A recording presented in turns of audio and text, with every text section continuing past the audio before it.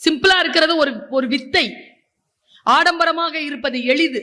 ஆரோக்கியமாக இருப்பார்கள், சிம்பிளா இருப்பாங்க. புத்தன் சொல்லுகிறார், யசோதரா என்கின்ற ஒரு பெண், அவள் அத்தை மகள். அன்றைக்கு சித்தார்த்தனுக்கு ஒரு வேலை. அவன் இப்படி அரண்மனைக்குள் வருகிறான். அவனுக்கு சொல்கிறார்கள், வந்திருக்கின்றவர்களுக்கு நீ பரிசு தர வேண்டும். எல்லாருக்கும் பரிசு எடுத்து கொடுத்துட்டான். யசோதரா முன்னால வந்தவுடன் அந்த நகைகளை பார்க்கறான். அந்த நகை ஒன்னும் யசோதராவுக்கு கொடுக்கிற அளவுக்கு சிறப்பா இல்லை. அவன் என்ன செய்யறதுன்னு தெரியல. தன் கழுத்தில் இருக்கக்கூடிய முத்து மாலையை எடுத்து யசோதராவிடம் கொடுத்தானாம். அப்பொழுது யசோதரா கேட்கிறாள், உங்கள் கழுத்திலே அது அழகாக இருக்கின்ற பொழுது அதை கழற்றி என் கையிலே நான் எப்படி வாங்குவது என்றவுடன் புத்தன் சொன்ன ஒரு வார்த்தை, இந்த முத்து மாலை இல்லை என்றால் நான் இன்னும் நன்றாக காட்சியளிப்பேன். ஏதோ ஒன்றுதான் நம் அழகை கூட்டுகிறது என்று கிடையாது.